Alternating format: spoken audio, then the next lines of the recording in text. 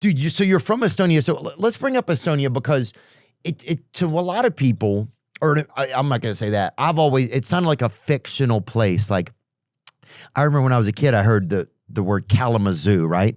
And it sounds like a place Dr. Seuss would have made up or something. Is it a place? It's a place in Michigan, but I didn't know Kalamazoo. that. Kalamazoo, right? It sounds like... Yeah, that sounds like a candy. Yes. It sounds like a candy that pops in your mouth. Yes, the Kalamazoo. But then I was in an airport one time. I was probably 16 years old. I'm in the airport and I saw Kalamazoo and I was like, no way, it's a real place. Never had an idea. So Estonia seems like a place that almost seems like something out of, I guess it's Game of Thrones or something. Or, yes. Do we get that a But lot? it gets confusing because I can't, if somebody said describe Estonia, I'd have no idea what it is. How to spend a weekend in Tallinn, is that the capital? Yeah. Wow. It's like Kalamazoo is like my Subway. You know the sandwich shop Subway? Yes. We had one Subway in Estonia. When I was like 16, I went there every day and I thought, so cool of a family restaurant. Name it Subway because the sandwich looks like a Subway. I did my birthday there. And then I went for like a trip to Sweden and I saw another Subway. It broke my fucking heart. Oh. I thought this was like a family restaurant. Yeah. Yeah. Oh, dude, it's beautiful. I mean, just picturing somebody doing their birthday there. In a Subway, yeah. It's beautiful, dude. Yeah. And I'll say this too. I dated a girl that worked at a Subway, and I remember I'd go in there and she'd hug me she'd have those hand covers on and she would hug me when she had them on. Like Did she smell after her shift? She smelled the Subway, I bet. Oh, beautiful. The Asiago, when they came out with that Asiago bread, people didn't know what to do. What brought you here from Estonia to the USA? Like, why did you come? Well, stand-up, of course. Okay, so you were doing stand-up there. I was doing it in Estonia, Australia, Estonia in the capital, Tallinn. I did in Australia, Melbourne. I did in Bangkok for a year. I was the feature on the road in Asia with a lot of guys. I met Ari Shafir that way. I met Sam Talent in Estonia because he came through. I did it in Canada, Vancouver. He came through Estonia? Yeah, I invited him, yeah. I put some gigs up for him. It was awesome. Yeah. So were you running your own show there? Yeah. We have like our own comedy club. Okay. Like me and my friends, like 8 of us basically own. And it's still active? Yeah. Nice. Absolutely. Summer tour, they're all killing it. How big is Tallinn? 600,000, I think. That's big. Like that. Yeah, it's pretty big. How big is Estonia? 1.4. But, when you say 1.4 population, what is it really? Like actually online voting people who know what's happening in the world, maybe 60,000. 60,000. It's like when you say, how much is in America? It's like a big number, right? Right. Yeah, but how much of those people are actually consumers and they go to shows, they go to like online people. I see what you're saying. Right, Yeah. like America, I think the population now, what is the population now? I bet it's about 350 million. That's crazy. Wow. The U.S. population is approximately 342 to 349 million.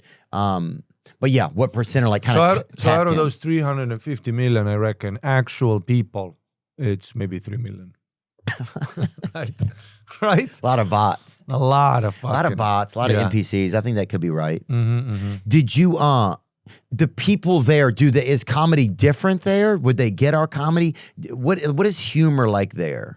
Well, you see, that's why stand-up had such an explosion as well, is that the Soviet Union collapsed in 1991. That's when Estonia became a country. Again, we were a country in the 40s before Soviet Union rocked around. And we were Soviet Union basically all the time. Estonians get really offended when you call us Russian, because we're like Estonian. But it's a very they-them behavior, It's like you were Mike last week, It's like most of our history, we've been Russia. So I don't get offended when people say that. But it's a thing we have. So there's a lot of pride in Estonia right now for being Estonian. We have our own language, everything, Wow. It's a beautiful place.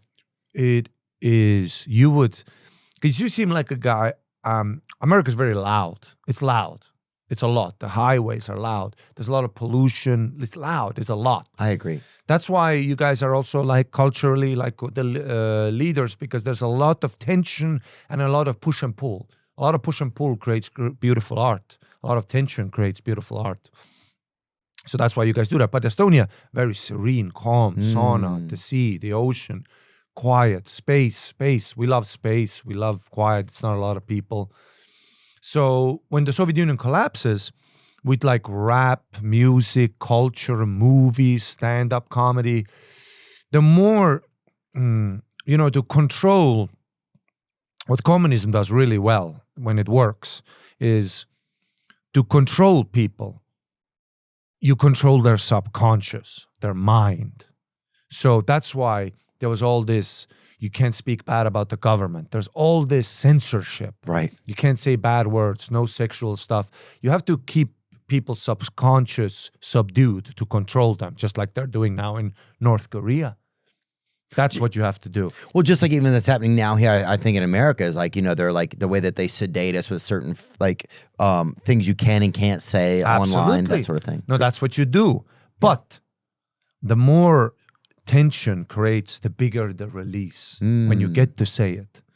Like that's how stand-up started in America. So much tension with the government, racial tensions, everything. And then a guy named Lenny Bruce starts riffing with a cigarette in his mouth and starts saying crazy shit.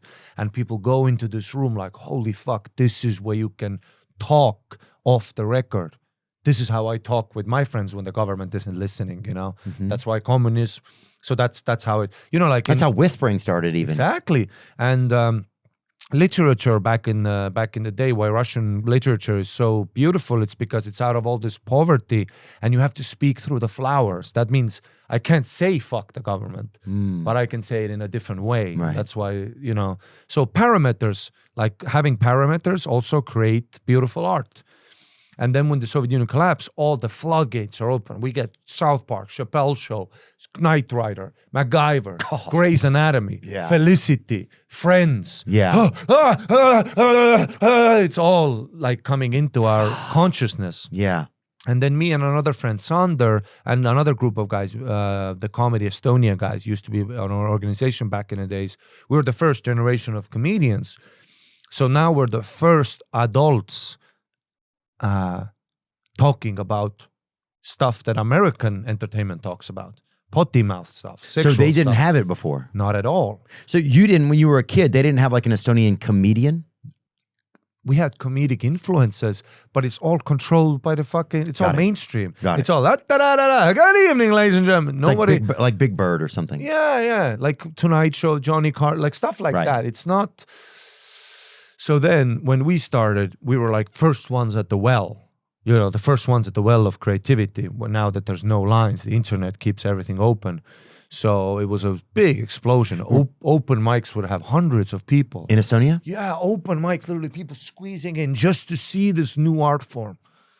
So it was a beautiful explosion. It's like fucking the Beatles shit, Yeah, so it was amazing for us, Dude, that's so cool.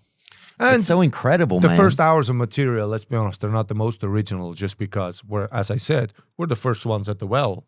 I just got the first cup of water. Yeah. No one's ever made an airplane joke. I'm going to do a fucking 12-minute closer.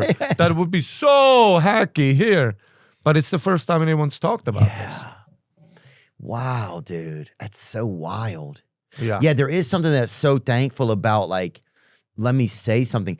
That's why I think we're in a spot now where comedians sometimes are the people that are the only ones and the few podcasters that are saying something that's like not the mainstream narrative. Well, exactly. And that's how podcasts basically took over the media. It's just because the more you subdue the subconsciousness, the bigger the release. What's that movie? This movie's great if you've ever seen it. It was the movie Titanic.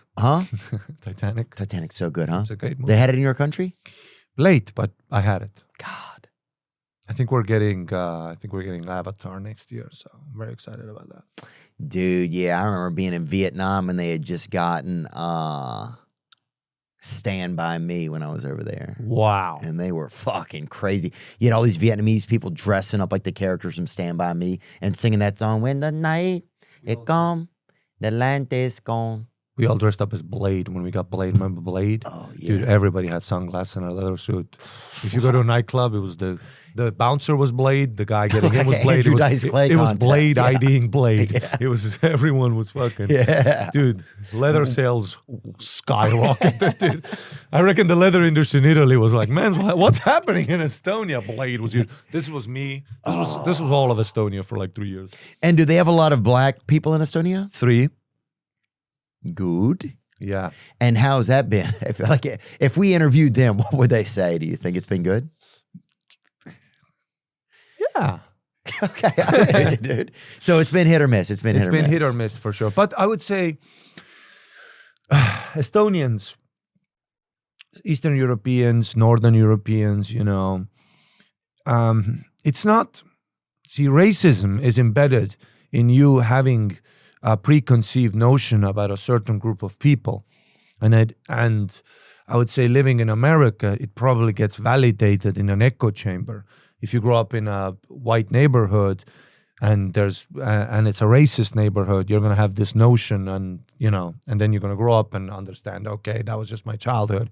In Estonia, if you don't really have black people around, the racism is kind of, it's firing into darkness. Yeah, I know exactly what you're saying. Yeah. Well, I'll be in Canada and I'll see like black people in some Canadian places, and it doesn't feel like there's any of the tension and weird shit that there is in America. And I'm not saying that it's so fucking different. You're like, oh, this is how things are supposed to be.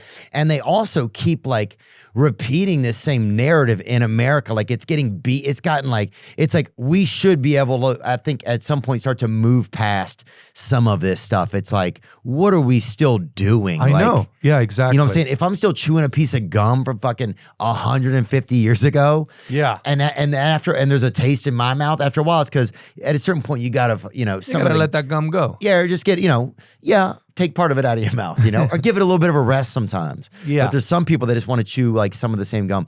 And maybe that's messed up for me to say, but it blew my mind when I was in Canada and I was like, oh, there's not this racial tension here at all. Yeah, and absolutely. There's people who are, it's racism due to ignorance is one thing, Yeah, totally. I'm not saying that doesn't exist, but. And it's like, Estonians, we drop N-bombs, but it doesn't have the history you have here. We have, we don't even say black people, we just drop the word. But What? you guys have, we don't have the word you have. Right. We say like negro, which you guys say too, and it's not a good word. Right. Well, especially being from the South, some of it, it's like, yeah, it's all like, I agree. There's such a history with it, like certain terms here that you don't want it, like, it's not cool. Exactly. So, but there's none of that weight attached to that word. So if a white guy will be drunk and yell it at a black guy, it's just because he's a fucking baboon brain. But there's no deep conceived fucking hatred behind it. Right. But if a white guy gets drunk and yells at a black guy, that's fucking kind of racist. No, it's racist. The action is racist for sure. But what I'm trying to say is he makes it out of ignorance. It's not, there's no like, right. And it's like. But I think our media over time kind of perpetuates it or wants to keep that flame burning because it also keeps a lot of fucking anger in certain communities. Unity has $0 in it. Division has the bank. Amen. There's no reason for people to get along. There's no money in us having an open conversation and being happy with our lives. There's no money in that. Think about that. I fucking hate your ass, and I need to be better than you, and you want to be better than me. That creates revenue. Yeah. Yeah, there's no revenue in peace.